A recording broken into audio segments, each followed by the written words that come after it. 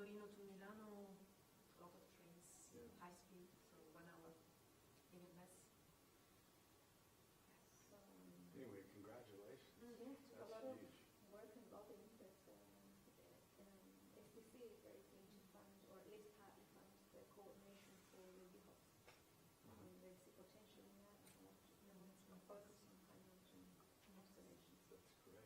So not just stations, but also working with The the whole WMO agencies in those countries. So there's coordination and synergies rather than inventing and installing a whole new system. That's Yeah, fantastic.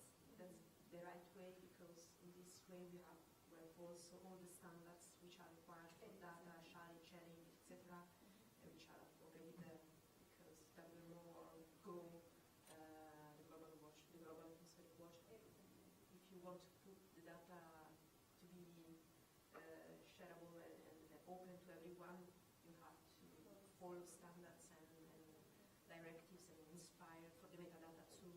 So following these channels, this is already there. So that's perfect. And we have the WMO High Mountains Summit in September next year. Not September, February next year. And where's it? In Geneva. Oh, WMO. at the WMO, yeah. And that's where the Geo-Secretariat is. Right, exactly. So It's in the same building. exactly, just a few floors. Yeah. So we'll have the event where we'll discuss precisely this standardization issue and how GEO-GNOME can facilitate some brokerage. And by then, hopefully, GEO-GNOME can secretary and coordinate. Yeah. But at least coordination office or coordination Yeah. team No, you should call it the Secretariat. would be somehow starting off at that point. That's exactly what it is. It's like wherever there's a meter and some funding and some secured administrative support, then those things become the Secretariat. That's the GEO model. And so we can get cracking with putting the workshops together for next year because that funding is coming. Congratulations. That's fantastic. Yeah. Did you get some support staff? I can hire some. I would like to hire someone who has knowledge of databases and can do some of the A technical. permanent hire or a full-time? Up to 80%. I think that would be And so somebody like, what was her name? I know. like I am, yes. Yeah. But with more devoted to the database of GEO and database definition, dealing with the core data providers and dealing with GEO-GNOME. A data person. It's been difficult for me to actually keep up.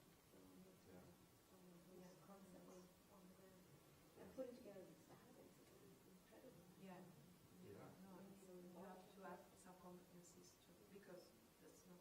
IUNO has been so far only managed to pull some of it together into a database, but by no means the database is complete. Yeah. Even somebody like Jörg, he could do it because he's the person. But he's also more of a mapper. Yeah, exactly. And It's a technical. Yeah. And so you want somebody that can take all these different data sets and figure out where to put them in a common location and how they can talk to each other. And potentially also work on ideas for products, things to showcase some analysis as well, and go to meetings and those sorts of things. I cannot be everywhere, so it's going to be difficult. And Elisa also has other commitments too, and we have the scientific stuff coming up, which I think will require some reports. Did you write a proposal in a round, in a competitive round, or you just It was submitted a one-on-one proposal? solicitation. It was coincidence. I met the manager. That's how it always works. Huh? He coordinates the whole mountain program, and I met him by coincidence. Traveling from Sudan. There you go. That's And good he karma. sat me down and said, "You know what? I have a question for you. You do some of that stuff on national stations through GEO. GEO. Okay, here we go. This is my chance." So I told him about it, and you helped and everything. And by the end of the train trip, I get an afternoon email saying, "Okay, let's have a chat. And we have some money. And we want to support." Right place, right time. Nice or It it happens work? like that. So funding secured for 4 years, starting end of next year, starting in May next year for 4 years, with a possible extension for another 4. So in total, 8 years. So that will That's fantastic. Are you going to announce that? Today? yes, indeed, very kind of Loose- general in loose details. terms. Yeah, exactly. Just to kind of flag that we're getting serious. Looking promising for getting some funding. We're getting That's good. Just in time for K4 to come along. yes. Yes. And we need to coordinate a little bit with the specifics of K4 and Yeah. especially SDC will have to know timing. If we have someone, for example, working 50 to 60% full-time equivalent, what can we in what kind of time frame can we expect an output that Yeah. says, okay, we've accomplished it. Yeah. And I would imagine that would need or require that workshop. Yes. first. Yeah, we can't divine that. We have to have a workshop to sort out what it is, who's going to do it, at what level of effort, and how long is it going to take. And then we have the answer. Right? So that would be the scoping. Yeah, the scoping workshop. For, And for that one, you know, I think Dalton is critical. And Jörg, because he's the 4th K prowler. yeah, we would love to be able to do that with you. Yeah, K4 yes, before he exactly. retires. Is he going to retire? Wanting that to retire. See, he really wants to do this, but he keeps telling me, I'm so busy, I haven't made any progress yet. Yeah. But maybe we just force the issue by having a scoping workshop and saying, let's just do this. And if he needs hands, well, we can hire an assistant. Yeah. They can just simply delegate it, and we have the assistant through GEO for Yeah. this kind of this coming. And Daphne is really good too, so I can see her actually working on this quite a bit. Yeah. But it's all about socio-ecological mountain systems. So it's bringing in all the human data and the infrastructure footprint data. There's great new data sets that could just be mixed in with some various mountain definitions. Then you immediately know, you already knew what kind of mountain it was based on its terrain or its climate region.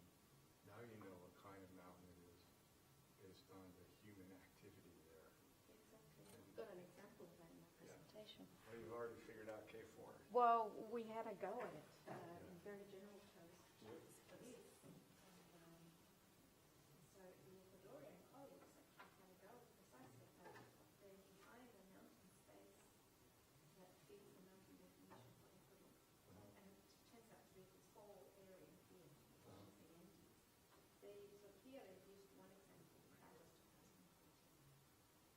One of the definitions, just for the purposes of the figure. But, and that was overlaid with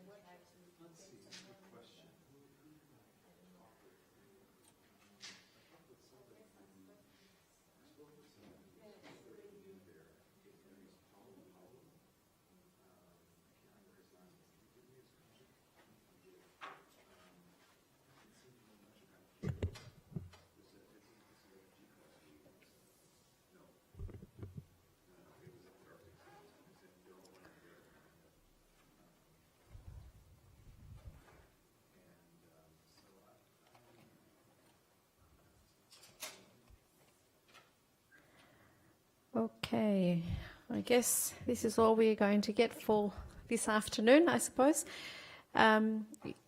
If you'd like to come closer to the screen, it probably might be easier to see some of the slides a little bit later on, up to you, but we have plenty of room here at the front to keep us company here at the front.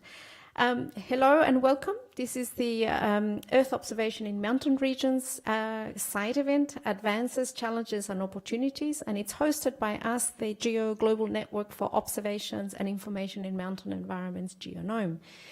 My name is Carolina Adler. I'm from the Mountain Research Initiative, and I'm here with my two colleagues, Elisa Palazzi from CNR in Italy, and Roger Say from USGS. And I'll introduce them a little bit later with regards to their talks in a moment. Just as an information piece, there are some brochures at the back on leaving no one in mountains behind. This is an issue brief that was just published last week at the World Mountain Forum. And it talks about some of the issues related to mountain observations and mountain data and its relation to the SDGs and how to start informing governments on the importance and the challenges also that the mountain context has in reporting on sustainable development. So feel free to grab a copy at the back. There's also a few brochures and Swiss chocolates, so feel free to grab some on the way. So in this afternoon, we have the opportunity to go through some of the background to GEO-GNOME, just to give you some update on where we're at and what we plan to achieve in the next couple of years left in this work program. And also to announce some really exciting news, which I've only just come to confirm last week, which I'll share with you as well. Then I'll introduce Dr. Elisa Palazzi from CNR and also the co-lead for GEO-GNOME with me, and she will present some of the science of the mountain data and processes, some of the open questions that we still have and challenges that we need to address in monitoring, for example, issues of climate change and elevation-dependent warming in mountain areas. Then we'll hear more from the global mountain mapping exercise and the global mountain explorer, in fact, the tool by Roger Say in the US Geological Survey.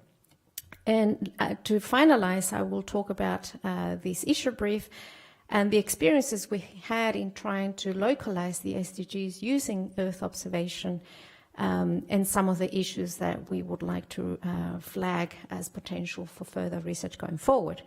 And depending on who's left in the room, we will have time also to go through a roundtable discussion, not only to hear some of the questions and comments and suggestions, but also for us to confer back to the audience with the sorts of questions that we have as we move forward. So, why mountains? Mountains are globally distributed environments providing significant societal benefits, but depending on the geographic region, they display different properties, of course. And mountains are highly sensitive to global change, particularly in the context of climate change, and the processes of demographic change, for example. And it is therefore essential to monitor mountains and identify processes and responses to drivers of those changes. And why GEO-GNOME? GEO-GNOME makes observation data and information on mountains accessible. We often find that there's a lot of fragmented information out there. And so having a platform or a portal that allows for us to access that in one place would be highly beneficial, not only for scientists to conduct their analysis, but also for managers and policymakers. Thereby, we hope to advance our capacity to meet precisely those scientific management and policy knowledge needs, for example, in monitoring for climate change and also for planning for natural hazards. So this would improve our ability to provide policy and investment relevant advice and supporting the communities towards sustainable mountain development. So this is why we are focusing on this specific microcosm, if you like, in context, and mountains provide that opportunity to look at many interacting processes of change in one place. So GEO-GNOME stands for the Global Network for Observation and Information in Mountain Environments, and we've been part of the GeoWork program now since 2017. And due to finish at the end of next year. So we are part of this community of initiatives of the GeoWork program, and we are now in a position to not only report on some of the progress we've made so far, but also outline some of the potential work that lies ahead of us, hopefully as part of the next GeoWork program.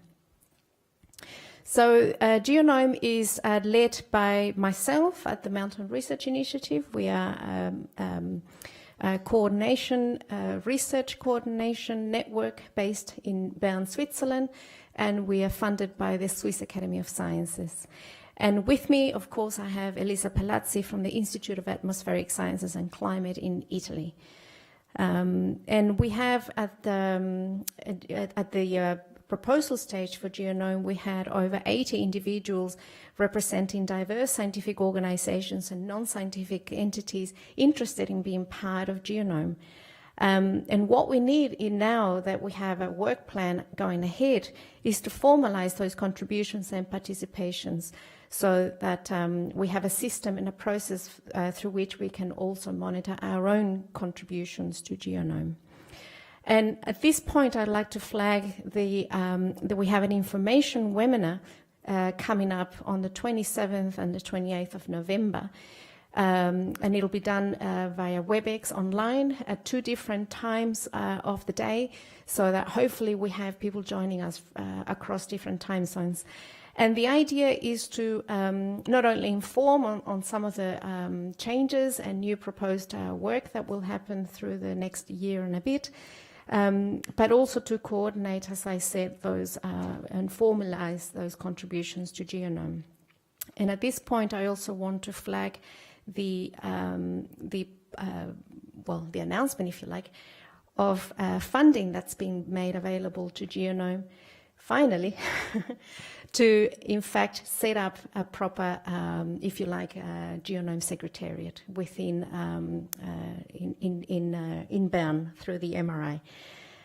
This funding will allow us to have now dedicated staff to actually get some of the work plan done and coordination efforts, and also to conduct some of the scientific analysis and that are needed in order for us to put together in mountain observation data in a format that allows us to do to make that accessible through platforms such as GEOS, for example.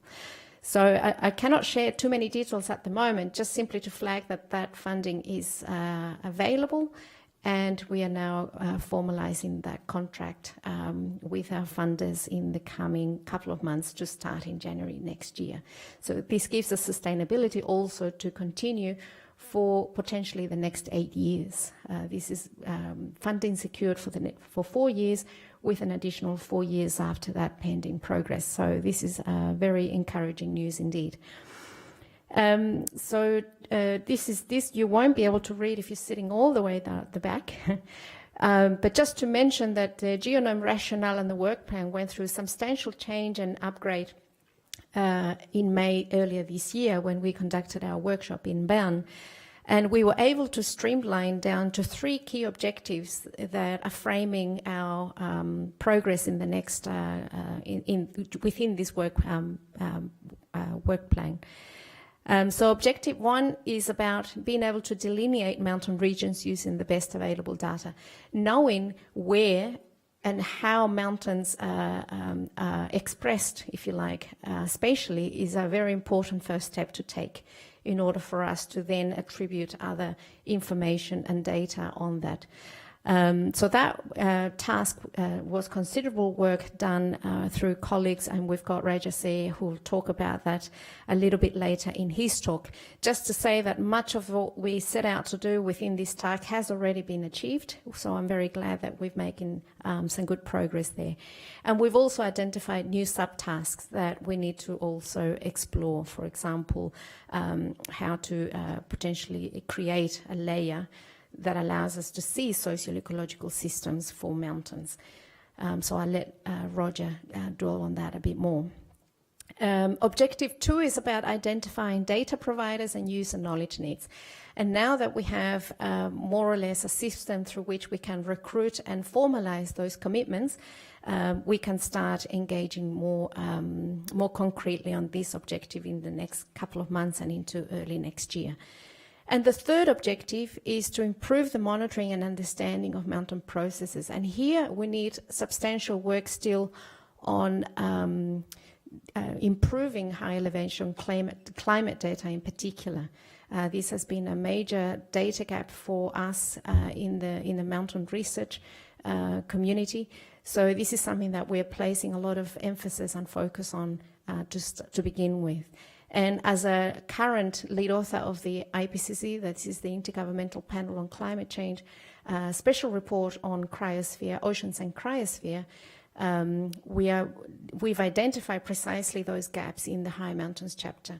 So for me, as a lead author in that process, it's also important to engage with the scientific community who is in fact looking at improving those modeling capacities, which are currently very much lacking in the mountain space.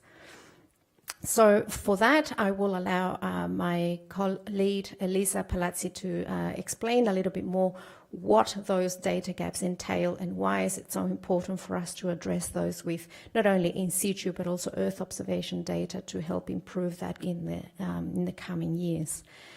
And we also have a couple of workshops flagged for next year. And as I said, with the funding now secure, this is definitely going to happen. So very glad indeed about that. And that's it for me as an introduction. Interestingly, I just came from Bishkek last week, just a few days ago in Kyrgyzstan. I was there for the World Mountain Forum, and just flying over Bishkek to Nadin, I came across this photo that I took outside the helicopter window. And it's just a nice little look at the mountains, the Kyrgyz mountains, and that Earth observation aspect is very important there to see. So thank you for that. Any questions in regards to the intro slides?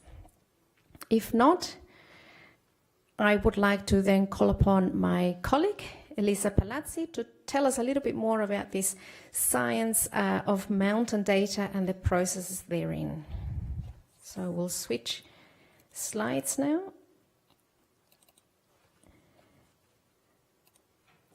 Thank you, Elisa. The floor is yours. Thanks a lot, Carolina, and welcome from my side too to this side event. And I've highlighted here some of key sentences within the GEO-GNOME general structure Carolina already in part presented, just to those who are important for my talk, which is focused on this scientific, I would say, side of mountain research. So as Carolina already remembered, mountains are like sentinels of climate and environmental changes, so they are very sensitive to global change. And so there is a need to carefully monitor changes occurring in mountains, and as well as to estimate future possible changes in mountain. This can be made on different kind of actions. First of all, making the best possible use of data which already exist, because some data exist, but they are not available, they are not shared. So it is important to make the best possible use of the Earth observations and in situ data which already exist. It is also important to sustain new campaigns. For example, the elevational transects, which are important to monitor how climate variable varies with the elevation, is an important component of our GEO-GNOME effort. And of course, also make use of mountain-specific models and scenarios. So this is important. The model component has to be seen as a combined effort together with measurements. and models can be improved in their, for example, spatial resolution, in the parameterizations which are implemented. But it is also important to develop scenarios which are devised for mountains. I refer here to the scenarios which are used now as an input for the numerical model to make future projections, the one used by the IPCC. The current scenarios, the RCP scenarios, are global ones, but they are used to make projections everywhere. Mountains are so specific that probably they will need also specific input scenarios for the climate model. So this is an effort which should be made, and in order to create these scenarios, we need, of course, knowledge on mountains at different levels. So I have identified two main research needs. One is to better understand the key change processes and mechanisms in mountain environments, and the other is to handle and possibly to reduce the uncertainties inherent in both observations and model simulations. So to the first point, of course, we need measurements in situ and satellite data, and an integration of both, and model simulations, as I was saying before. I would like just to make a kind of summary of the different kinds of observations that we can use and have in general, but also for mountains. So first of all, in situ stations. Each of these kind of observation I will list have advantages and have drawbacks. And I will try to emphasize both of them. For in situ stations, of course, a good advantage is that they characterize the very local conditions, and that they have usually long temporal coverage. But they are unevenly distributed, and in the mountains this is obviously a strong drawback. They are mainly located in valley floors rather than in mountain slopes and tops. So we have a strong bias in our knowledge toward the lower elevations. So, of course, this constitutes a problem because we risk to miss the most important part of mountains, so the tops, where changes can be amplified. There are a lot of interpolated or gridded datasets, so datasets which are based on interpolation of in situ stations. Gridding, on the one side, reduces biases arising from the irregular station distribution and is essential for the analysis of regional trends. And of course, these datasets are also suitable to validate, for example, regional models, because the scale is more or less the same and the resolution is comparable.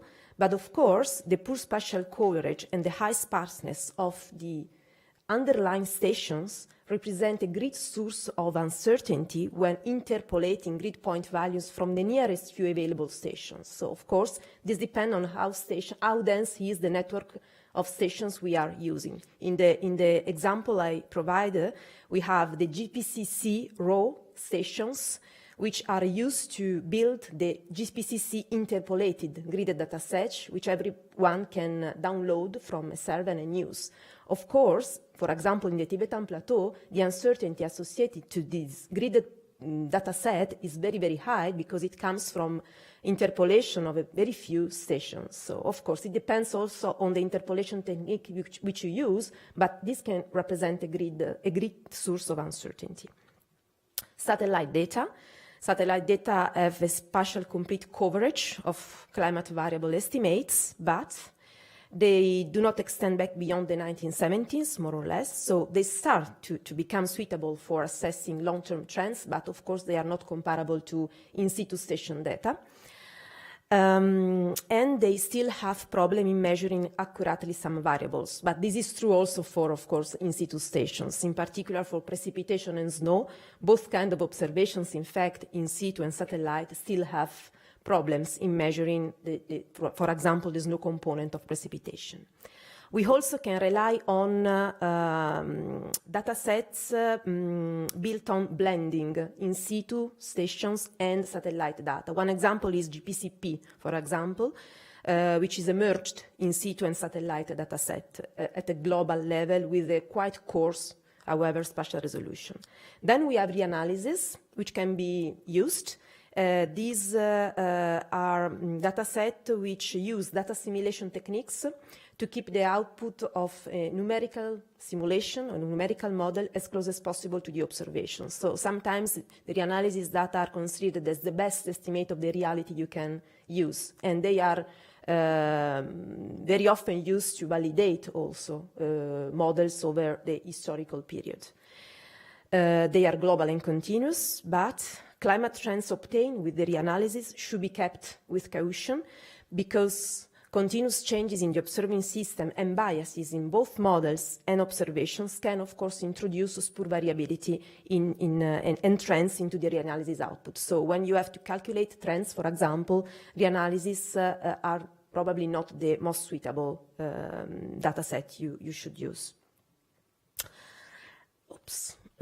As for the models, of course, we have a kind of hierarchy or better a modeling chain which you can use, starting from global climate model, which provided a core scale view of all climatic variables and their interconnections, also taking into account, for example, the large scale interactions or teleconnection in the climate system, but of course their resolution is not suitable to be an input of process model of eco-hydrological models, which are used to study specific processes in specific environments. So you have to rely on a modeling chain connecting this global climate model to the small-scale process models. Through what? Through regional climate models, which are nested into the global model, providing the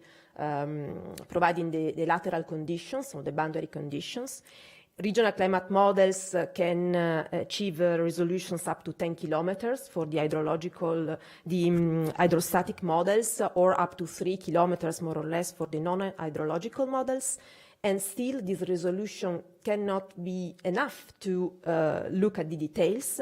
So we can even further downscale this model through statistical and or stochastic methods. So, of course, you can use this chain, and it is used, but each element of the chain has inherent uncertainties. So here the problem is to handle this uncertainty and to see how the uncertainties propagate across this chain. This is another chapter which is very, very important, however. Just to provide you an idea of the kind of uncertainties you can have in observations, I want to show you some examples. Here is from the Himalayas and Tibetan Plateau. This is a picture of summer mean precipitation averaged over the period 1998 to 2007 from different data sets. The first row are 3 gridded data sets, interpolated data sets, so built on the interpolation of in situ stations. The first one is the Aphrodite data set, CRU, GPCC, the one mentioned before. Second row, the first one is a satellite database, TRIM. GPCP is a merged climatology, in situ plus satellite, and the sixth is ERA interim, it's a well-known reanalysis. The last one is just a model, a climate model. If you just look at the observation-based data sets included in the reanalysis, you see that, yes, more or less they provide a coherent picture of summer mean precipitation in this area, with the highest precipitation in the southeast corner. Here we are in the monsoon season, so we expect that much precipitation is there, and decreasing precipitation moving from the southeast to the northwest, with the Himalayan barrier representing a barrier to precipitation. So we have wet conditions on the mountains and then drier conditions in the plateau. But there are also important differences in these data sets, even in those which rely on the same technique, even in those built on the interpolation of in situ stations, because these depend on the interpolation techniques, for example, on the number of stations which have been incorporated into the data set. So this is an important point, in particular in this region, in particular for precipitation. We don't have a real knowledge of what is the ground truth. So it is also difficult to consider one specific data set as a reference, against which, for example, to validate or compare model data.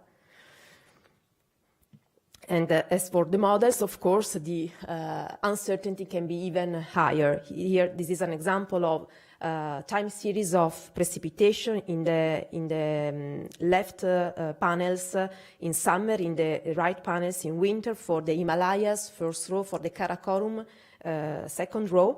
And of course, here you have the huge spread of CMIP5 models in these areas for precipitation. So uncertainties in observations, uncertainties in model simulations. Here is an example of process which is very relevant in mountains, and it is referred to as elevation-dependent warming. It is the mechanism by which warming rates are amplified with the elevation. Of course, this is very important, has a lot of implications for the high-altitude mountain cryosphere in terms especially of water resources and future water availability. Studying this phenomenon is not easy at all, and difficulties arise from the sparseness or even the lack of long-term observations, because here we need two things, basically. Long-term data, because elevation-dependent warming means that you have first to assess if a warming exists. So you have to have a lot of years of measurements to detect a trend, a statistically significant trend. So many years of measurements, at least 20, better 30. And then to see if these trends changes with the elevation. So you have to have a lot of measurements along an altitudinal gradient, of course. And these two conditions are not often encountered in many mountain regions of the world, even in the most instrumented ones. Then there is a lack of consistency in the methods that are used so far to quantify elevation-dependent warming. I don't go into the details, but there is still not an agreed and a standard way to look at this phenomenon. And then a DV is a phenomenon which is difficult per se, because it depends on a lot of variables which are all interconnected with each other, giving rise to a lot of feedback mechanisms. And it is very difficult to disentangle these different mechanisms and to find what is the first cause, if any, of a DV. So there is a number of interacting mechanisms, many of which are feedback mechanisms. So just an example of study of elevation-dependent warming in observations and in model simulations taken from the Himalayas Tibetan Plateau, which is the region showing probably the most striking evidence of elevation-dependent warming in the observations. This comes from a very nice review paper published in 2015 in Nature Climate Change, from Nick Pepin and the entire elevation-dependent warming working group. And first of all, just to note that a majority of studies based on observation suggest that warming is more rapid and more intense in higher elevation, but not all studies agree with each other. So some studies also show no relationship between warming rates and elevations. Others show even a more complex situation. It depends on the region you are looking at. It depends on the variable you are looking at, because elevation-dependent warming should be analyzed separately, for example, for the minimum temperature and the maximum temperatures, because different mechanisms can be at play during nighttime and during daytime. So this is a very complex one. But, for example, in this case, you can see that, of course, here you have a very important thing. Here, elevation is, here, the number of stations within, which is considered in this study is like a proxy of the elevation. So the lower the number of stations considered, the higher the elevation. So in this study, we have seen, for example, that between 1991 and 2012, temperature has increased with a rate of 0.7 degrees Celsius per decade above 4,000 meters, while it has increased at a rate of 0.3 or 0.4 degrees degrees Celsius per decade below 2,500 meters. So in this case, in the Himalayas Tibetan Plateau, elevation-dependent warming has been observed. And this is quite a robust finding. Observational studies, as I was saying before, are in general are generally in small agreement with each other than model simulations. This is mostly because most models integrate trends over a very long time period, usually up to the end of the 21st century, when warming is expected to become more intense and more widespread than it has been so far. So the signal is more evident. And models are useful because they allow to study very well the mechanisms behind elevation-dependent warming. Because if you want to study elevation-dependent warming, you have to measure with the station not only the temperature. You should measure basically all the variables which contribute to a change in the energy budget at the surface. So the radiations, long wave and short wave, the humidity, cloud cover, aerosols, all the variables which can contribute to this energy balance, because the energy imbalance can create an increase or a decrease in the temperature. Of course, with the model, you can have all these variables at the same time with the same resolution. So the models, in a way, are like a second Earth, and you can use them to understand the mechanisms. So in this sense, the models are very, very useful. Of course, they have their limitations. So the most important mechanisms behind elevation-dependent warming are the snow albedo feedback, are cloud cover, which can play an important role, water vapor modulation of long-wave radiation, the presence of absorbing aerosols, and of course, I can't go into the details of each of these, and a mix of all these mechanisms. So it is a very complex phenomenon. Just to conclude this chapter, here is another example of model study on elevation-dependent warming, also looking at the same region as before. Here we used a number of CMIP5 global climate models. And of course, it is questionable because global models generally have quite coarse resolutions, but this region is quite large, is large enough. And the models are here able to capture the EDV signal.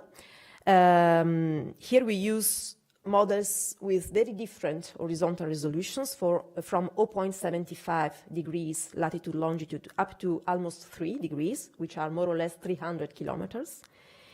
And here's just, a short explanation on how to assess elevation-dependent warming. The first map shows the change in the minimum temperature, in this case in winter, from the end of the 21st century and the end of the 20th century. So this is like a trend, a temporal trend, but here this is a change. So this is more or less the same thing. This change, how temperature will change in the future with respect to the past, is put in relationship with the elevation for each pixel of this model. And you calculate basically the slope of the linear regression. Of course, also linearity is a strong assumption because it is not said that the relationship between warming rates and elevation is linear, and it is not in most cases. But the slope of the linear regression is a quantitative measure of elevation-dependent warming. If it is positive, there is elevation-dependent warming. Warming rates are amplified with elevation. If it is negative, there isn't. In this case, we found elevation-dependent warming in the past. So in the first row is the historical elevation-dependent warming in this area. In the second row, the future. So you see positive slopes everywhere. There is elevation-dependent warming in the past in these models, which agrees with the observations, and also projected in the future, and it is projected to become more intense and more widespread. Just another example, just to look at the third column of this plot, it's another model study using one model only, but run at different horizontal resolution from more or less 155 kilometers up to 16 kilometers, which is quite fine for a global model. And the third column shows results for the Himalayas, Tibetan Plateau, and you see that we have positive slopes at all resolutions. So this means that this is a very robust result. So even this single model run at a different horizontal resolution exhibit and show elevation-dependent warming in the future, and exactly as the other models before, the whole ensemble of CMIP5 model did. And this is also compared to other mountain regions of the world, the Greater Alpine regions and the Rockies. But I can provide more details, and that is the reference. just to move from elevation-dependent warming to elevation-dependent climate change, because of course the temperature is not the only variable which can exhibit a trend which varies with the elevation, but also other climatic variables can.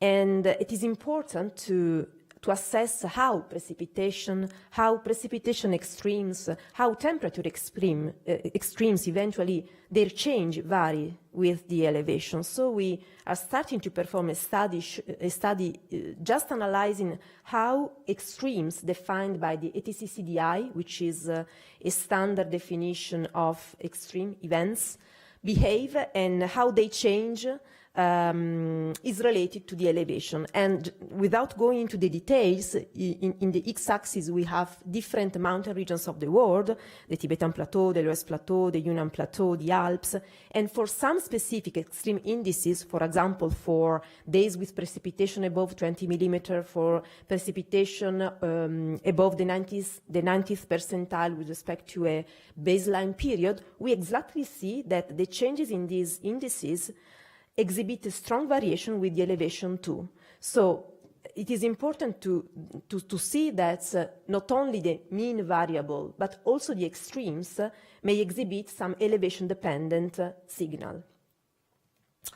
So coming back to the needs we have, which are related, of course, to the existing gaps, as I was saying at the beginning, current climate data networks are biased toward lower elevations, where data are easier to collect and topography are less complex, less steep, etc.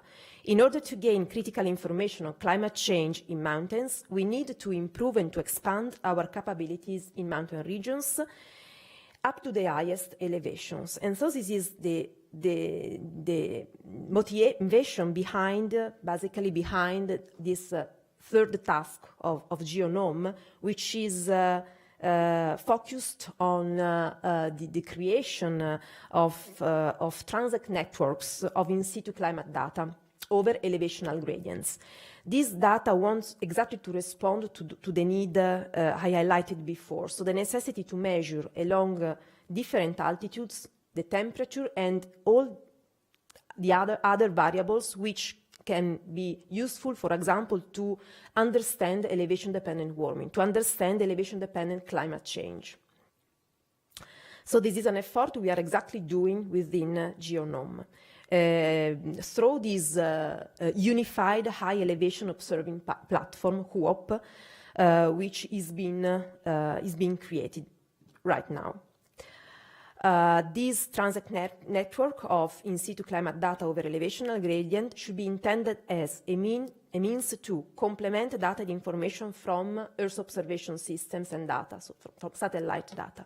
Also as a means to validate climate models and process models, as a springboard for a standard way of observing climate change in mountains, so giving a kind of protocol to measure in the mountains, and as a template approach to combine other mountain-relevant variables and parameters, not just climate data, but also ecosystem and essential biodiversity variables, plus socioeconomic variables. What we wanted also to do with our K levels, that's almost the same thing and the same effort. And the upcoming workshop Carolina already introduced is exactly targeted to this. We plan to organize later in 2019 a GEO-GNOME workshop with a session for elevation transect data and mountain climate change. And we will announce soon this workshop, which just want to cover the aspects I dealt with in this talk. So yes, this is what I wanted to say, and of course I'm open to questions or to more details. And thanks for your attention.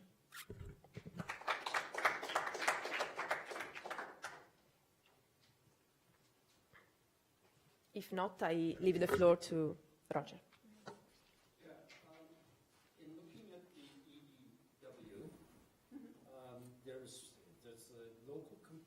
And then there's the advective component, presumably. Mm-hmm. How did you address the advective component?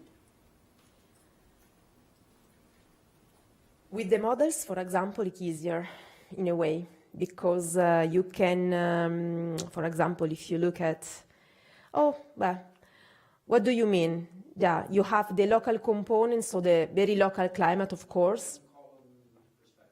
Looking at the individual column above the point where you're taking the measurements. Mm-hmm. So you interpret that in terms of whether was there a cloud there, was there aerosol on the surface, whatever. Yeah. But then when we talk about climate change, we're likely talking about changes in circulation and the way in which the air is moving in on a particular point. Sure. So, of course, having different measurements, a very dense network, you can maybe try to assess the influence of large-scale factors on a given observation in another place. For example, making, I don't know, trajectories or something like that. Using models is easier because you have at once one regional perspective or even global.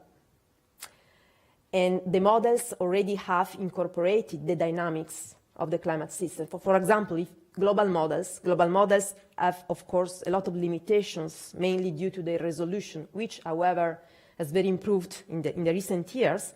But the global models have also information behind on teleconnections, for example, which is exactly one component of what you were saying, or large-scale circulation impacting on a given region coming from elsewhere.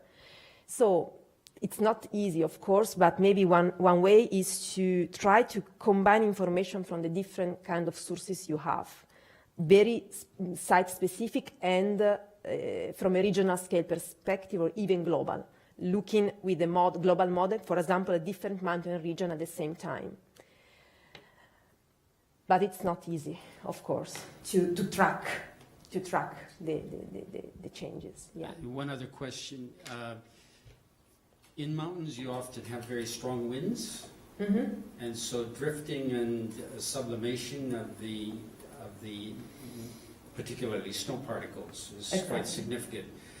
Is that addressed in your analysis? Of course, it's very difficult to make measurements in mountains. The problem you mentioned, for example, for the measurements of precipitation, is very relevant. You know that every rain gauge, I know, at least, strongly underestimate solid precipitation. So if you take total precipitation from a rain gauge instrument, it is underestimated with respect to the reality. And of course, this is a problem, but what is the solution to this problem is to basically, you know that there is this underestimation. And again, I think that trying to combine all the data you have, maybe also stream flow data, for example, through which you can go back to the precipitation, which probably generated this stream flow, is important. So you have to extract the maximum information you can from what you have.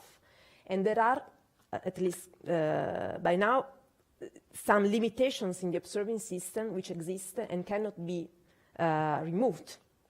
So yeah, you have to handle with that in a way. So snow is one problem, and in general it's more difficult to measure every parameter in mountain areas than in lowland regions. Yeah? As I understood this, transect data you want to take from in situ stations. Yes. So there you would not overcome this. There you would not overcome this problem of biased positioning, right? Overcome the problem? The biased positioning of the stations. The problem can be overcome just installing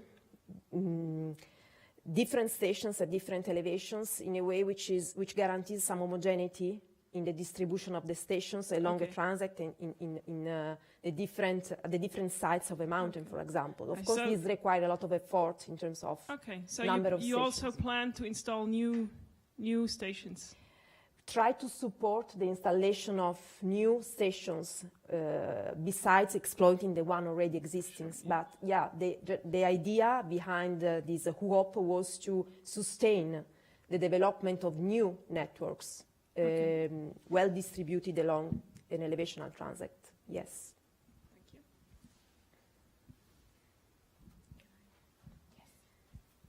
If I may add to that last comment, it's actually one of the challenges we have, especially for initiatives such as GEO-GNOME, because a lot of the funding that is in fact flagged and available to us does not necessarily include the access to infrastructure to install at this mountain. So what we can start off with, and this is where we've managed to secure some funding to get started, is to work with the existing stations, find out where they are in relation to the mountain relief and the mountain landscape, and see if we can in fact develop a U-hop, if you like, along existing stations, and from that derive any of the gaps that we might need to look for in the future. But unless we make that case very explicit, it's very difficult to then search for infrastructure-specific funding. But you need to have the baselines for that before you can make that case. So this is certainly something that we're working towards. So thank you very much, Alisa. So now we turn to our third speaker. This is Roger Say, and I'll put up his slides now. And I think that should work. Oops. There we go. So, Roger, please, the floor is yours. Thank you. Thank you all for coming. Thanks, Elisa and Carolina, for inviting me. It's really been great working with them. GEO-GNOME is something I'm really happy to be associated with. It is a GEO initiative which is just ramping up. I don't know, something about it has really taken off in the last couple of years. And congratulations for securing some future funding. It's really going to go a long ways. Just a really exciting initiative, and I'm playing a small part in it, which is all about mapping global mountain distributions. And I'll just start with this. There's the collaborating logos on the bottom. This is a new paper that just came out. This paper was so long in the getting, not even in the making, in the getting accepted by the journal. It was just unbelievably painful. And it just happened to come out within the last couple of weeks, just in time for our side event here. But we're really happy about this paper. There are the authors on the paper, and I'm gonna talk a little bit about it. We made a new global ecosystems map, and when I say we, I'm talking about the USGS and Esri. Esri has been a great collaborating partner. They really do a lot of the heavy lifting mapping and analysis for a lot of the work that I'm doing. I happen to be a task lead in another GEO initiative, GEO-ECO, and I've been doing some work in GEO-ECO to map global ecosystems for terrestrial freshwater and marine ecosystems.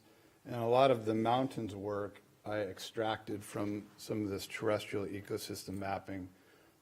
So part of the work comes out of GEO-ECO, and then as Carolina was saying, there's a GEO-GNOME task, the first one, 1.0.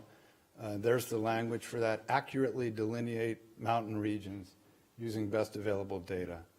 And then, of course, as a higher level policy driver in charge for all of this work that all of us are doing, and GEO is really paying attention to the Sustainable Development Goals, in this case, SDG 15, about the conservation of terrestrial ecosystems, and I think mountain is even called out in there. Yes, it is. Conservation of mountain ecosystems. So just by that very statement, obviously we need to know where they are and what condition they're in, and we have to make some decisions about how much of the global mountain ecosystem estate needs to be conserved and exactly where. So a lot of this ecosystems geography work that I do is for that purpose, really.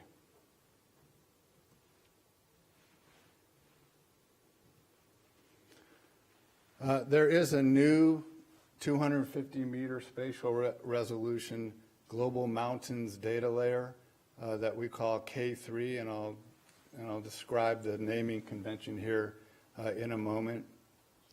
K3, this layer is really a subset out of a global Hammond landforms product that we made in order to help us build the terrestrial ecosystems. And that global Hammond landforms layer actually has flat plains, rolling plains, low hills, high hills, low mountains, low scatter mountains, high scatter mountains, and plateaus, and maybe a few other kinds of landforms that I'm forgetting. But we had to map global landforms as an input layer to the global terrestrial ecosystem mapping effort. And so we made that map, and we're sitting on that map. And then I saw somewhere in the GEO-GNOME task at the time, this task 1 accurately delineate the distribution of global mountains. And I thought, well, we have that. We've done that. So although we didn't set out to make a new map of global mountains, as an extraction from a global landforms product, we realized we're sitting on a new global mountains data layer. And that was built at a 250-meter spatial resolution using the GM-TED 250 DEM based on slope, ruggedness, and terrain profile criteria. So this is a terrain-derived definition and delineation of global mountains. So we extracted the 4 mountain classes out of this global Hammond landforms paper. That paper was authored by several colleagues from Esri, but Denise Karagule did all the work, and her last name begins with a K. And it just so happened that the 2 major kind of mainstream global mountain characterizations in existence were Kapos et al. From 2000 and Kerner et al. From 2011. So it occurred to us that, okay, well, and we just started calling this, the Kapos layer, we just called it K1, and then we called this one K2, and then it happens that we have our very own K3, an Esri colleague, Denise, and so we just went along with this, and we were calling it K1, K2, and K3. It was easy to do. It's not lost on us that K2 is a phenomenal mountain concept and phenomenal mountain. So we just stuck with this, and we actually got that into the paper. And so now we have K1, K2, and K3. And K3 is the new one. These have different spatial resolutions. K3 is 250. Val Kapos's was 1,000 meters. And the Kerner et al. Is a little bit coarser spatial resolution than that. Anyway, that's the derivation of K1, K2, and K3. And then at the end, I'll just mention an idea we have for a K4, a new layer. So we made this data, and we don't like to just make the data. We like to make sure that people can actually get the data and use the data. And so we built this Global Mountain Explorer. It's an online visualization and query tool, and it's called the GME, Global Mountain Explorer. This is the splash page, the entry page, and there's the collaborator logos and some background information. And right in there, in that first paragraph, we note here that the work specifically addresses Task 1.0 in GEO-GNOME's work plan, accurately delineate mountain regions using best available data. So this is the link to the tool, so you can read about the background and some of the algorithms that we used, and you can get the citation for the paper at the bottom of the page. But to get into the tool, you click on that hyperlink, and it opens up to a world map of mountains. And It's really a simple but sort of elegant browser. And I'm just going to take you through some screenshots so you get some familiarity with it. But I definitely encourage you to go and look at it and play with it and look up your favorite mountain because it's really easy to use. It comes in, and there's the first look at the K3 layer. We just put that one in as default. If you actually pull down on the Layers tab, then here you have K1, K2, and K3. And then these are slider bars, and those actually just control the opacity, so you can have really dense colors or not so dense colors.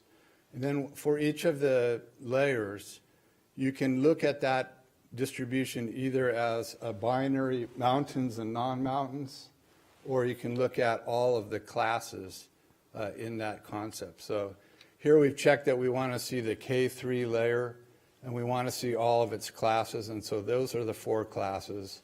And like all these browsers, you have pan and zoom query functionality, and so we've zoomed in here to Europe, and so those are the K3 mountains across Europe.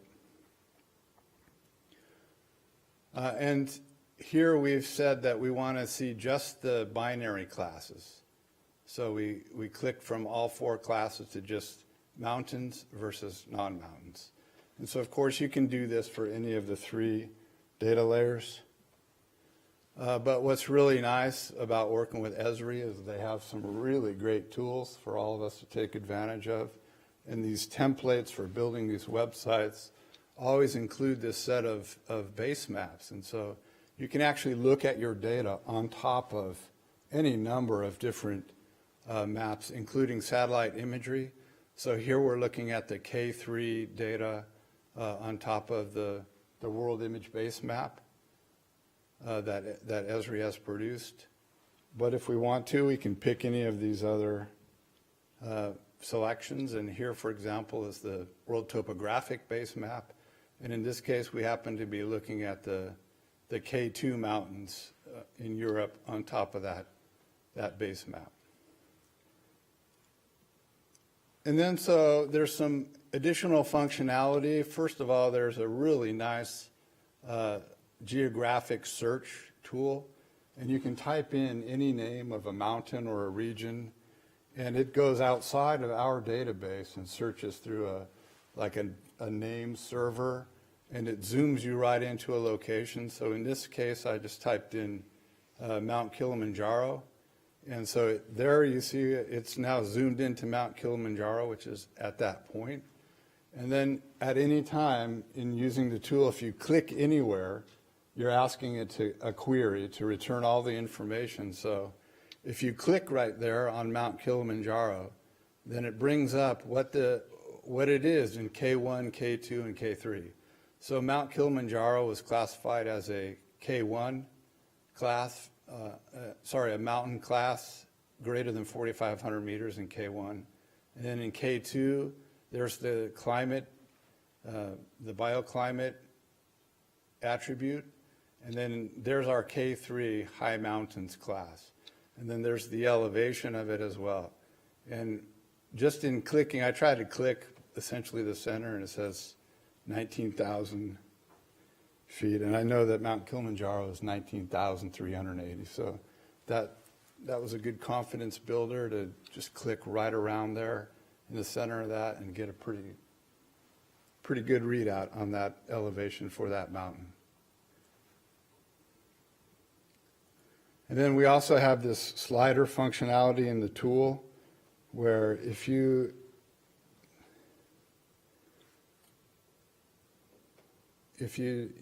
play with that slider bar. I'm not really in real time here using a slider bar. I'm just going page up, page down. But you get the idea. You can pick any 2 layers and you can slide one across the other. And so you're able to see what in any location what it's called and how the mountains around it are changing as you slide across. So that's a pretty nice piece of functionality there as well. So it's at that location. There is a YouTube video tutorial on how you use the Global Mountain Explorer. And then I would just mention that while it's just 4 classes, it actually has all these mountain attributes because we built it as an extract from this global ecological land units, which means that for each of those 4 mountain classes, of course, we know everything about it. Its bioclimate, its landform, lithology, and its land cover. So it isn't just 4 types of mountains, it's the mountains plus their environmental characteristics. So that's really nice that it's a rich data set. All these data are available in the public domain and also as a resource from Esri's Living Atlas. And so before I get to these take-homes, we're talking about a K4, a new layer, because there's such an interest now in the socioeconomics of mountain ecosystems.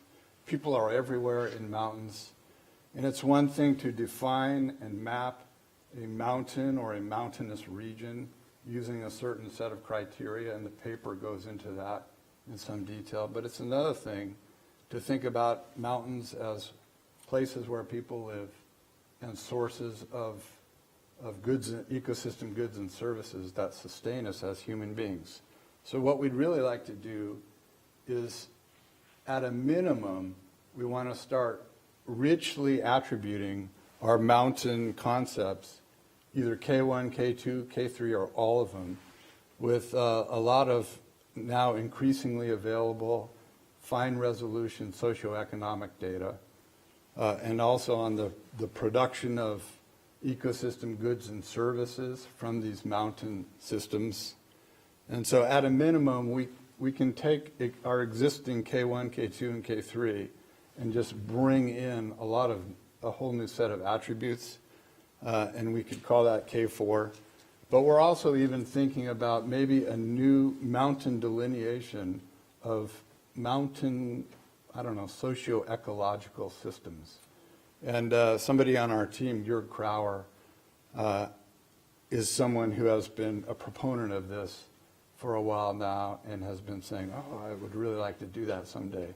And it turns out his last name, Krauer, is a K. So we're already thinking K4 because it might be Jörg's contribution, for which we will help out enormously.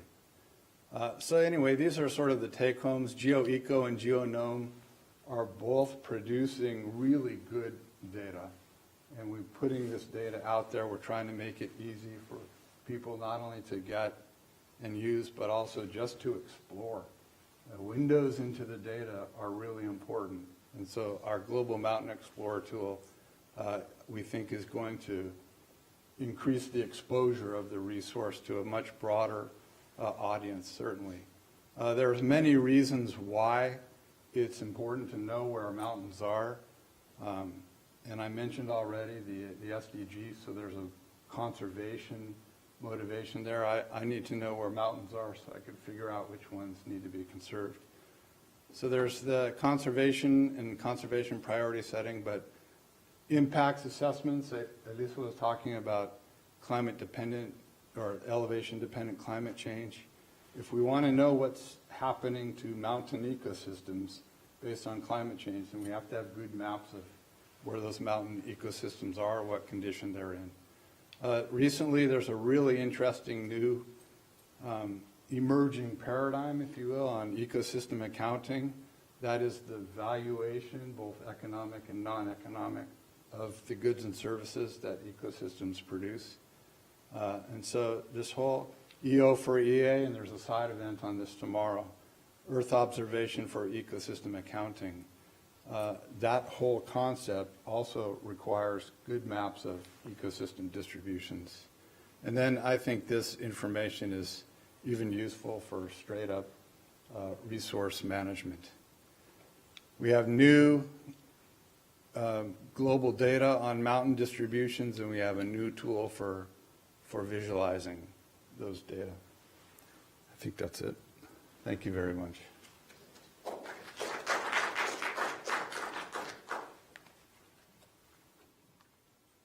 Thanks very much, Roger. Are there any questions for Roger? Any comments or questions?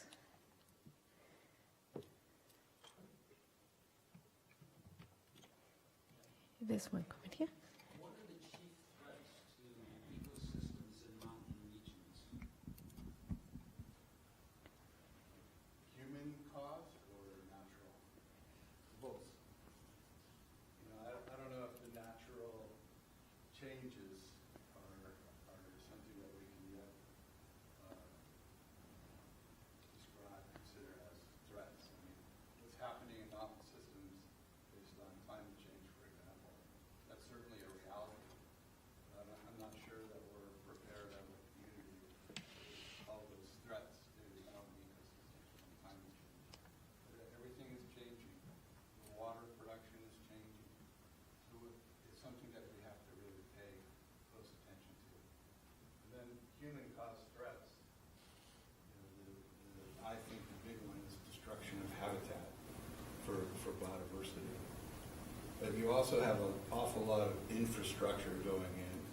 And there's changes in water production, in water distribution and delivery. I mean, there's just there are a number of things going on in mountains that we just have to pay attention to, because we need to steward mountains as an ecosystem resource. We live in them, so.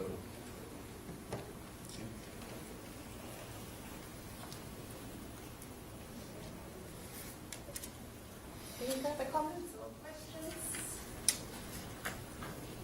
Otherwise, I will move on now to the third brief presentation, which I hope to share with you. And before we open the floor for further discussions in our roundtable, very cozy roundtable by the looks of things. So here I just want to give you a very concrete example of some of the ways in which mountains offer a very good context and lens through which we look at things like localizing the SDGs and how do we monitor the SDGs going forward, and what are some of the challenges that we are now facing that should give us sufficient lead-up time to address by the time we in fact have to attain these targets by 2030. So I'll explain what I mean with the following presentation. So you would have seen at the back of the room this issue brief called Leaving No One in Mountains Behind, and that comes from the pledge made by nation states when they signed the Agenda 2030 Sustainable Development Goals, Leave No One Behind.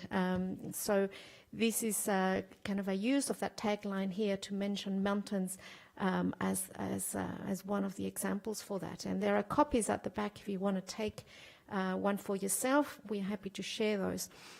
So last week I was in Bishkek in Kyrgyzstan for the World Mountains Forum, and that was the event at which this issue brief was launched.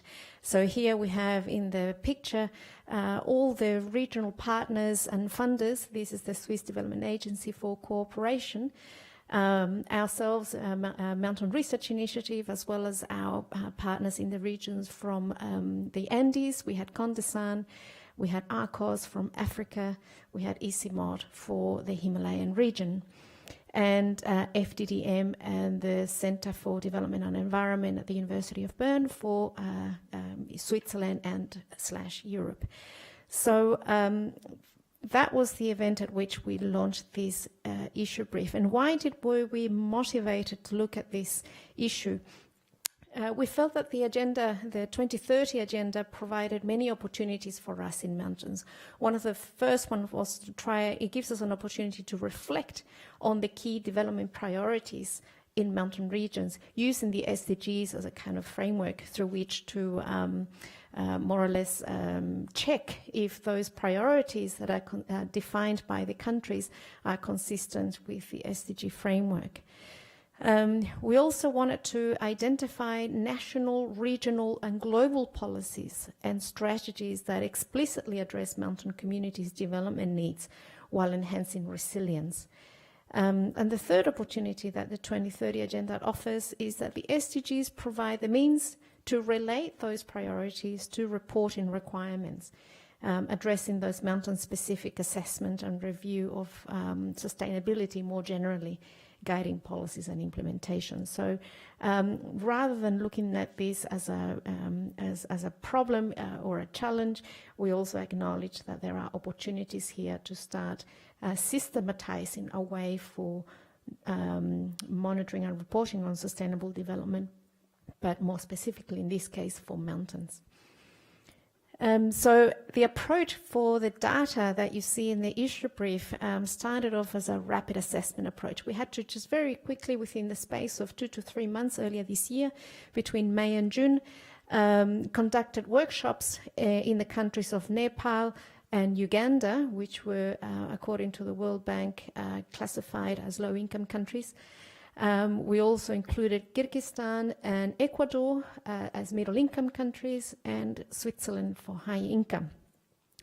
So first of all, we wanted to do a ground-up and bottom-up kind of approach, meeting somewhere in the middle. From the ground up, we wanted to first identify critical development issues in those countries that we are mentioning there above.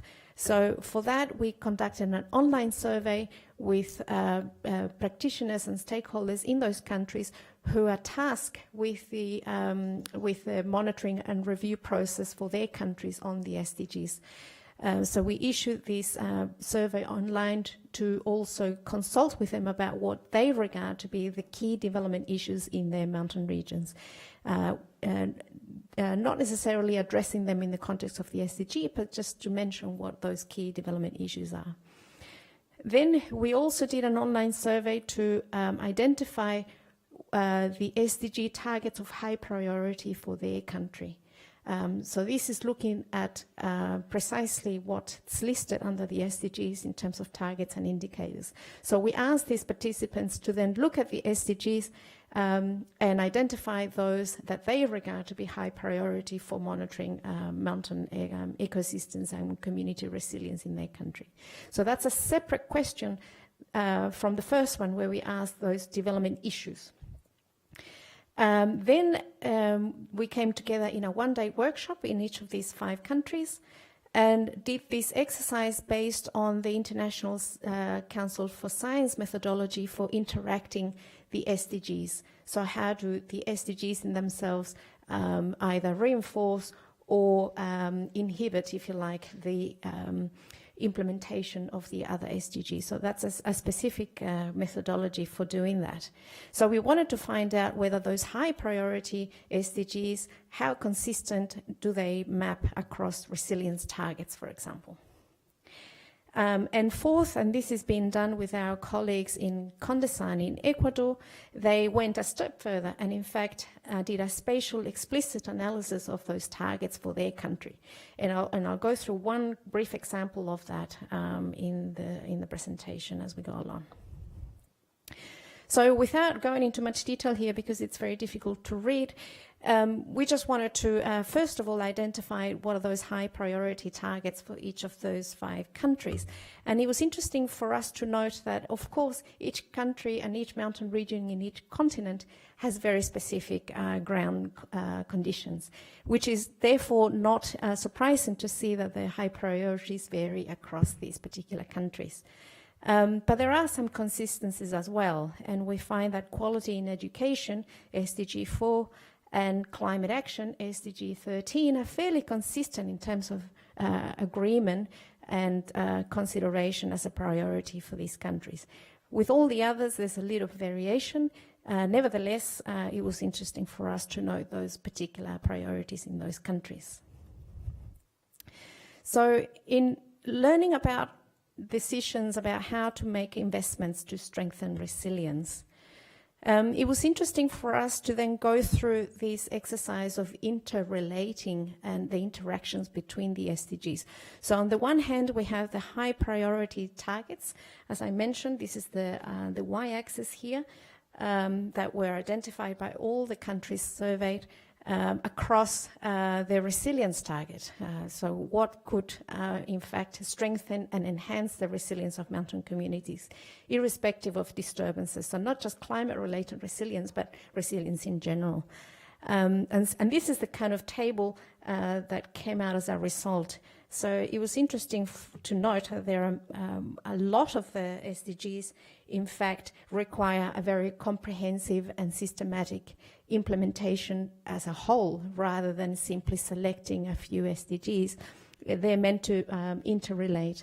So there's a lot of green here, suggesting that the SDGs are indeed meant to be taken as an interrelated process. It was interesting to note, for example, those key differences. I mean, you see here SDG 1 on poverty and inequality in the mountain space. Switzerland was not necessarily identifying that as very neutral in that respect. But in other countries, for example, Uganda and Kyrgyzstan, addressing poverty issues reinforce resilience across all the other SDGs in a very big way. So that's the kind of information that we are gathering through this table. And this, as I mentioned, is a methodology that's been published by the International Council for Science in 2017. So this is some of the information that we managed to gather through the exercise of the workshops. And making mountains visible in the SDGs is something that is also very important. We find that SDGs fall under the responsibility of the nation state at the national scale to report. However, that scale often hides or masks some of the differences and heterogeneity that is in place within those nation states. For instance, in those countries where you do have mountain regions, where there are some stark differences to the lowlands and capital cities. So the SDGs provides us an opportunity to look at that issue more deeply, especially on providing data and information that is disaggregated from the national scale to look at those specific regions within those countries.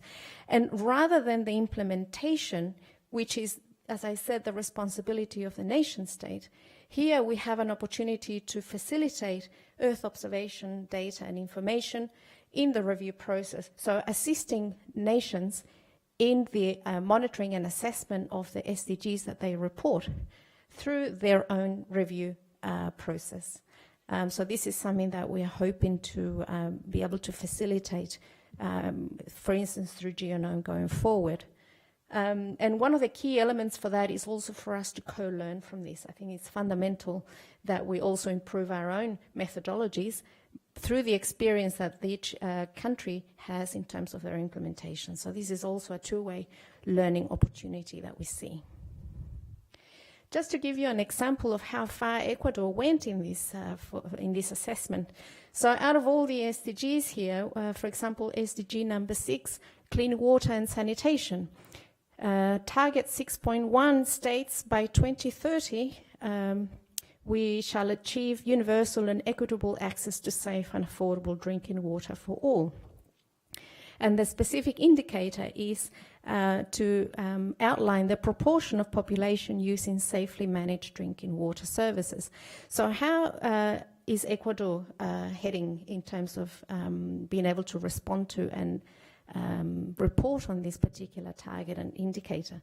So here we have a map using the data accessible through the Global Mountain Explorer, which Roger made available through the USGS site. So we were very happy to have that accessible because it allowed our colleagues to do precisely the sort of analysis that are needed for us to visualize how do the SDGs in fact play out in the spatial context. So here we see the map of Ecuador down to the the smallest unit of disaggregated data that we could find in Ecuador, which is down to the what's it called, the parish level in English. And here in the middle, we see the area that is delineated to mountains to fit a specific criteria and definition to mountain.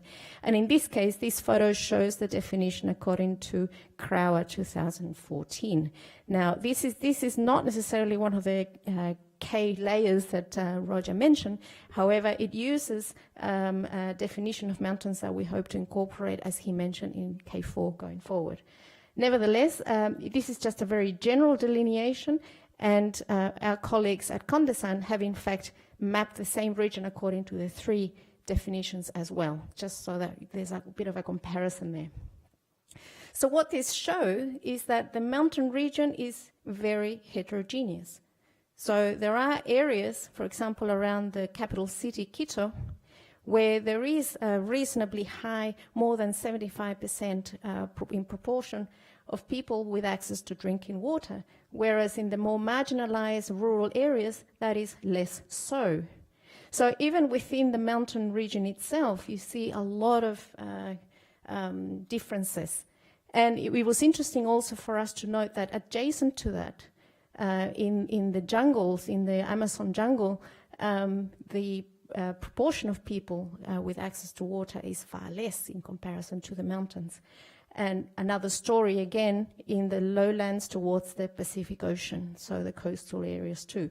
So even within a country, there are many differences within it that unfortunately are missed when we report on the SDGs at a national scale in very averaged terms. So this was interesting for us to note. However, what is relevant in the mountain context is that this is only reporting on current today access to water. However, as Elisa mentioned, our ability to, in fact, detect climate change in mountain regions and what impact that could potentially have on water resources going forward, this picture is most likely going to change quite significantly, but we don't know yet in which way.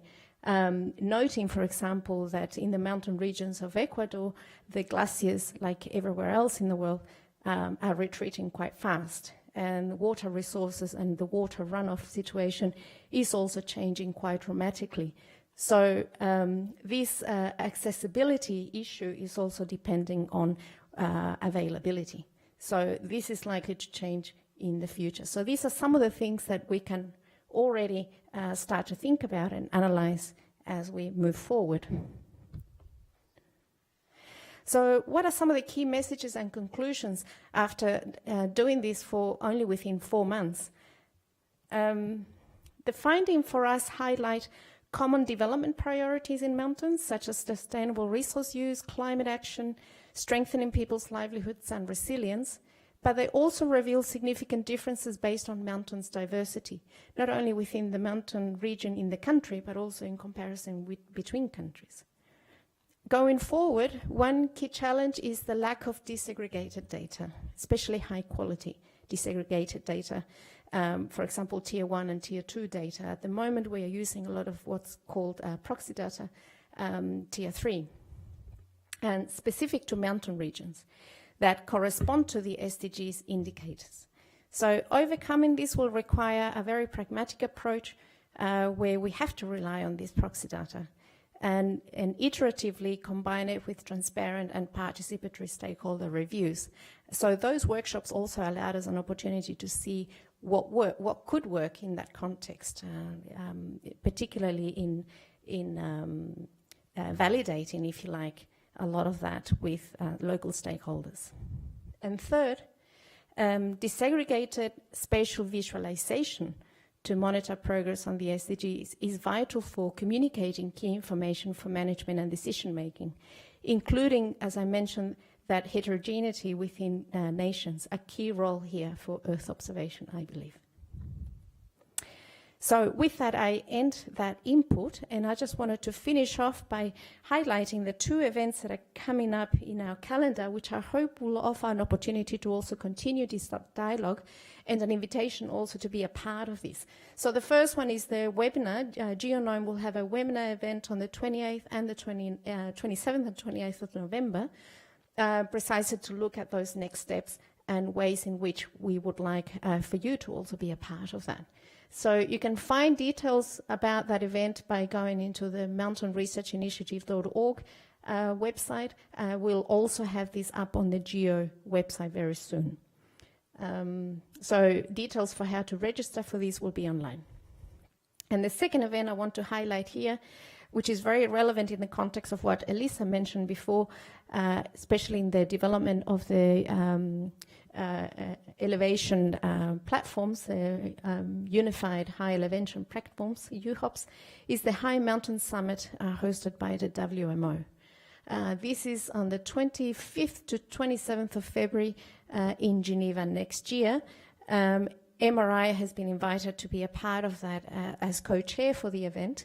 But this is also an opportunity for us to flag and raise the prospects for combining and standardizing data from in situ station data in the high mountains. So we are hoping to engage with that community in a far more pragmatic and participatory way going forward.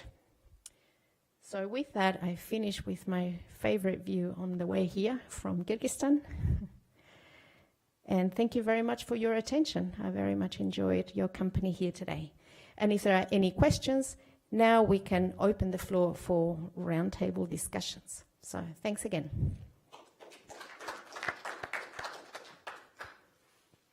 Yes, please.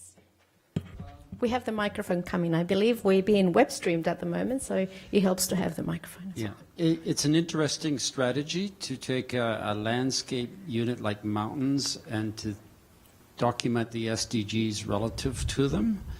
I think that the overviews for the various SDGs within the UN framework is that a particular UN agency provides the overview. For example, for 6.1, it's WHO that's providing the overview for it.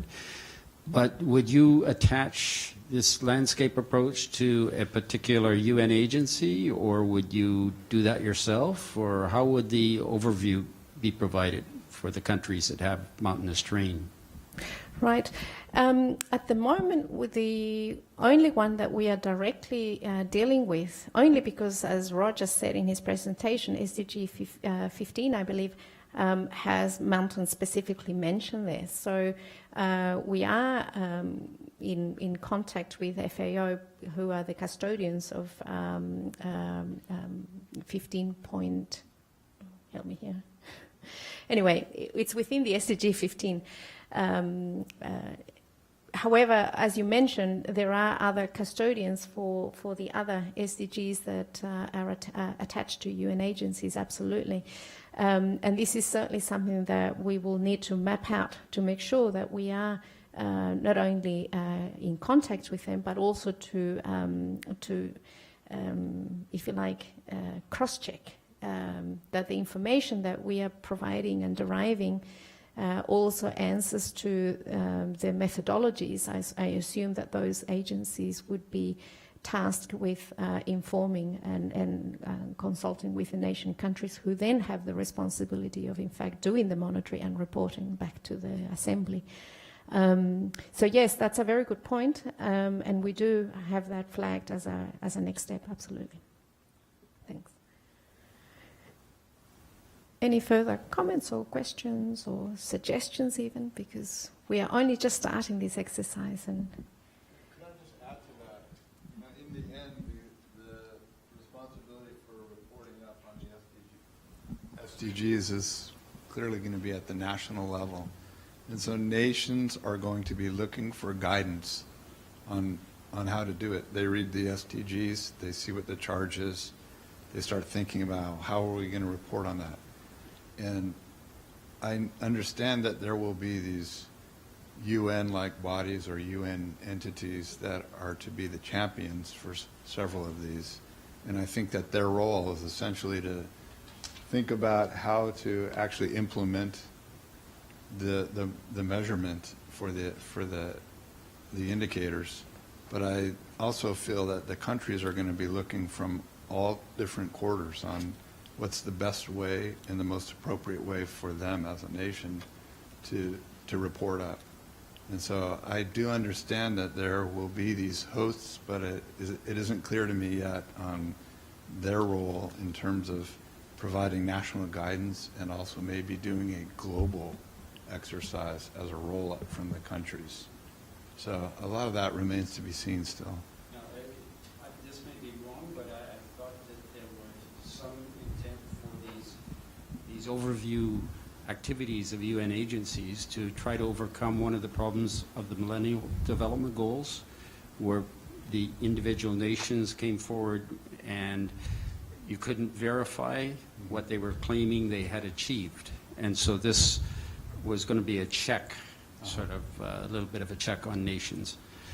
I guess another question, are there indicators in the mountain target that are appropriate and you can use Earth observations for? Because some of the indicators that are coming out for some of the other targets, it's pretty hard to figure out just how you're going to derive that from Earth observation data, or any data, in fact, in some cases. Right. Through the exercise that we did with this rapid assessment, for example, it was interesting for us to look at progress on SDG 13, climate action, because this was geared and focused mostly on adaptation and that type of action, as opposed to, are we in fact monitoring and reporting on climate change to begin with? So that was kind of we are monitoring the response to climate impacts, but not necessarily what the trends are in terms of climate change generally. So that was a difficult one to attribute, and one that we felt mountains specifically have a challenge when it comes to climate change, because they are so sensitive to the changes that we are already seeing today. Just a few weeks ago, we had the report on 1.5 degree, a special report on 1.5 degrees issued by the IPCC. And it was interesting for us to note that for mountains, 1.5 degrees is already quite a significant target in terms of the changes that we are already seeing. So, and to think about 2 degrees is, we are looking at losing at more than 50% of glaciers, generally speaking. So this is a real concern to us. And we felt that in many of the mountain countries, helping them be aware of what climate change entails in terms of the impacts that can have for resources such as water, not only has implications for SDG 13 in terms of how you respond in terms of adaptation, but also, as I mentioned with the example of Ecuador, access to water, drinking water. At the moment, that's not necessarily tied to the source point of that water, and we believe it should be, because in mountains that's a specific issue to look into quite urgently, I believe.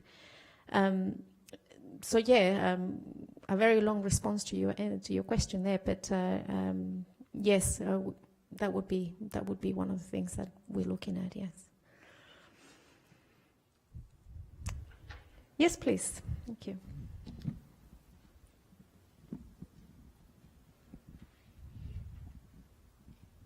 Thank you for very interesting and very important aspect for mountain regions science. So I'm from Japan, and we have many mountain area in Japan. And also, so today you focus on many dangerous situation or critical situation in the mountain area, and you are have more attention to keep that environment monitoring and improve keeping the environment to be useful for the people. And at the same time, so if you see the mountain around here, the people are very rich in the mountain. So in the very serious food problem which Japan experienced, they can visit the mountain. And if yesterday or just 2 days ago, I found a small chronicle, small note by the very old lady Japanese lady, and if she saw the mountains green, they are not afraid, even just after the World War, and because there is a mountains very rich of food and water, if people can keep that environment, so it's such an advantage of mountain. You can also appeal. So then we can more attention to try to keep that rich environment in the mountain area, not only focusing the serious conditions. So how mountains so rich, and maybe Ecuadorian people has also had rich mountain area, and now some under the serious conditions. But we can also enhance to remember the so rich mountain conditions if you talk about. That's my impression. Yes, and that's a very good comment. And it's important for us to recognize that mountains and preserving the mountain environment for those ecosystem services that you mentioned. I mean, food is one of them, but there's also a cultural and intrinsic attachment to mountains that should be acknowledged as well. And in many cultures, mountains are very important for that. What is important to highlight is the linkages between the mountain space, where people also live, with the lowlands as well. So the lowlands also benefit from many of the services that are derived from mountain environments. So what we're wanting to do is to create awareness of mountains as a benefit for mountain communities and ecosystems, and also the people in the lowlands. We find that those connections are often missing. We only concentrate on the mountain, but we believe that this is much broader and needs to be acknowledged. And you're right when you say that there are also other values that the mountain space offers that we should be accounting for and acknowledging. So thank you for raising that very important point. Yes. Any other comments, or maybe from my colleagues, any thoughts? Or? I'll just add that this notion of the intrinsic existence value of mountains is so important. It's a universal. People love mountains. And I remember reading about Mount Fuji when I was just a little boy. And I thought, that's a great place. And even to this day, although I've never seen it, I believe that it's important that Mount Fuji exists. And so these are ecosystem services that are extremely difficult to evaluate, even non-economically, but they're really important, and they have to be taken into an ecosystem accounting framework. Somehow, somebody's going to figure out how to do that. Yes, that's the next challenge, no? Yeah, and Elisa has a comment to add. Last comment to your comment, and also Carolina's answer. I think that mountains should be kept also as an opportunity, a real opportunity also to test new methodological approaches, new research approaches. Just because they are so rich, as you were saying, so heterogeneous, they really offer the opportunity to be test case studies, to be applied also then elsewhere. So these are so an important occasion, yes, to improve our knowledge and to study and to develop new approaches, really, new research approaches too. So that's very rich environments. Yeah, absolutely. Also to improve models, for example. Yeah. Yes, and this is a number one concern that we have through the IPCC going forward. Mountain regions for us are still underrepresented and understudied, especially when models rely mostly on stations that, as Elisa mentioned, are located in other places other than where the actual observed melting of the glacier takes place. So it's very we have this fear that we are in fact underestimating rates of change in mountains, and we are not necessarily represented to the extent that we probably should to make those decisions. So yes, this is certainly something that we are looking forward to be more engaged in going forward. One of the things that, I suppose one of the things that we will be looking at in the coming year, as Elisa mentioned, and to some extent also in my first slide and my first round, we are looking at the essential climate variables and the essential biodiversity variables, ECVs and EVCs, in the context of how the two can be accounted for, if you like, in the context of high mountains. So this is one of the activities that we will engage in next year to derive what we consider to be important essential mountain variables, if you like, a combination of the two and perhaps others also. One of the interesting propositions that has come to us is the consideration for citizen science and observation coming from the people who visit mountains. For example, I've been approached by mountain guides associations and also mountain alpine clubs who have a large membership who are constantly in the mountains collecting and observing the environment. This last summer was a particularly interesting one for us in Europe and in other places too, but in terms of the excessive extreme heat that we had and a lot of dangerous situations in the Alps with landslides and glaciers. So we got a lot of information coming in from mountain guides and mountaineers. However, there's no systematic way at the moment to capture many of those observations, which would be absolutely important for us to combine and validate as yet another additional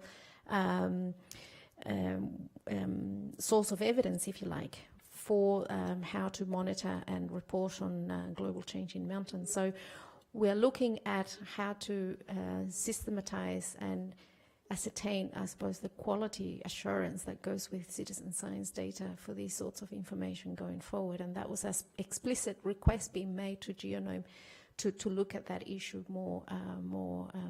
in more detail. I believe there was a session this morning about citizen science and citizen data observation in the context of Earth observation, and unfortunately I wasn't there to listen to it, but I did flag to contact the organizers of that event to follow up. But maybe if anyone has any comments or suggestions on how we can think about incorporating citizen science type data. This is one of the questions that I have as to how to do that in a systematic way. If anyone has any particular suggestions or comments on that, I would certainly welcome either now or during the course of GEO Week. I'll be happy to make contact with you for that. I guess no comments. Yep.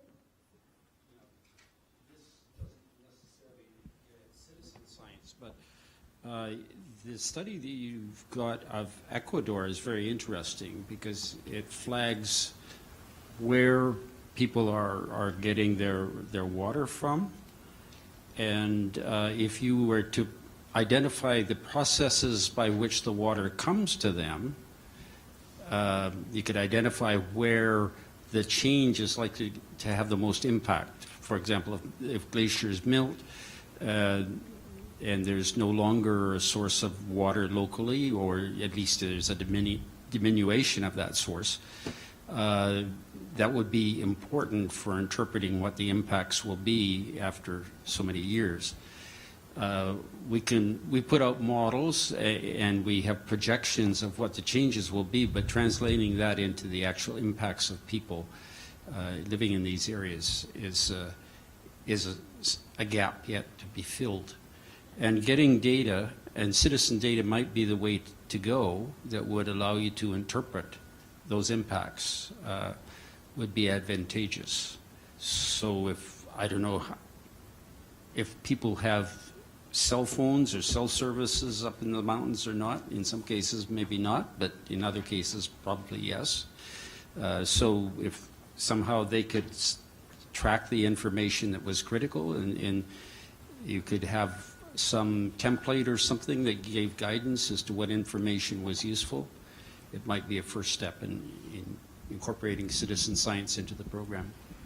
Perfect. Yes, and water is certainly one that we need to look at in more detail. As I mentioned from the Ecuador example, the SDGs are forcing us to look at accessibility to water, but we're not necessarily looking at availability of water. And this is where I think it's very critical for mountains, given the rate at which we are losing glaciers and what that means for peak water going forward. So thank you for that suggestion. In fact, I'm aware of one citizen science project where they developed an app. This is DAY, as in a research group looking at the invasive species as they creep up the mountain with climate change, the conditions are becoming more favorable for certain species to grow even higher now. So they developed an app and share that with mountain climbers and mountain trekkers, and to use that app during the course of the summer period, for example, just past in Europe. And they've been collecting people geotagging where they've seen certain species of certain plants. And their database is absolutely huge just within 3 months of having the app available. And it's interesting to see now certain species being recorded in places where biologists and ecologists would not expect to see, according to what they've been able to see and observe in their fieldwork, which is of course limited. So yes, this is an untapped resource, and we would love to be able to incorporate this in a systematic and in a way that we can also assure the quality of that. I believe that's one of the key issues for citizen science going forward, but I think this is certainly something that we need to look in more detail. So this session, we have 10 minutes left before we break and end. So if there are any other comments or questions, feel free to let me know and raise your hand. Yes, please, we've got plenty of time.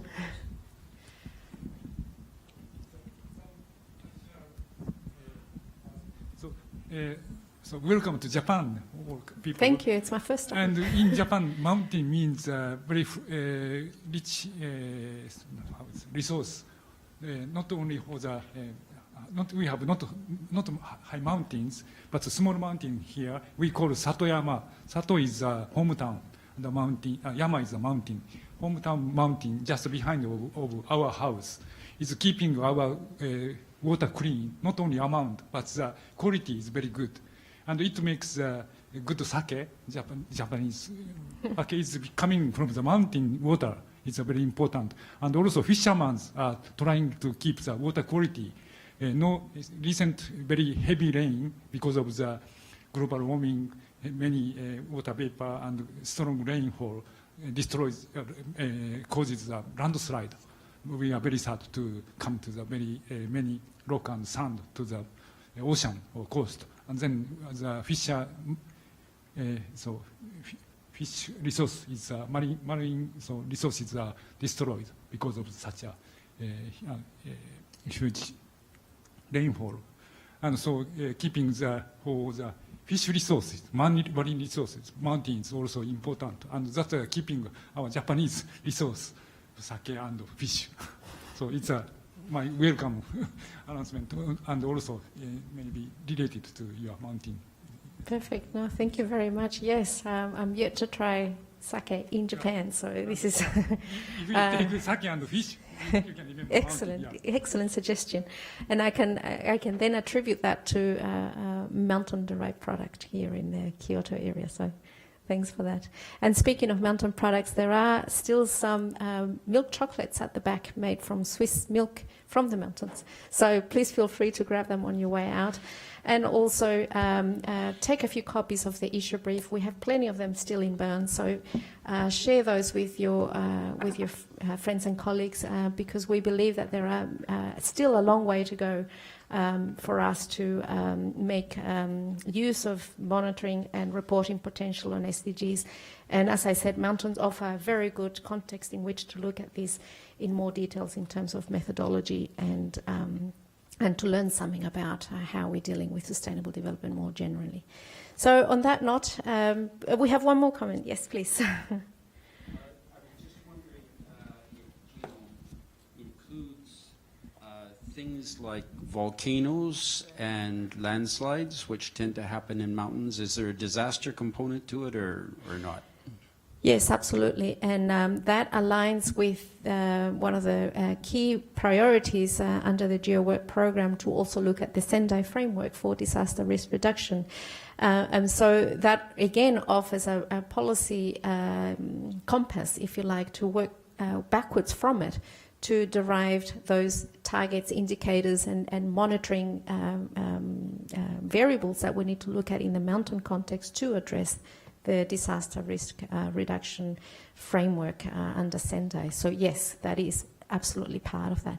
And with retreating glaciers and losing permafrost, landslides and natural hazards are, of course, very much high on that agenda. So thanks for raising that, yes. Good. So this side event now adjourns, and I'm very thankful for your presence here, and we'll be happy to keep in contact with you and also throughout the course of GEO Week. So thank you very much for being here tonight. Thanks.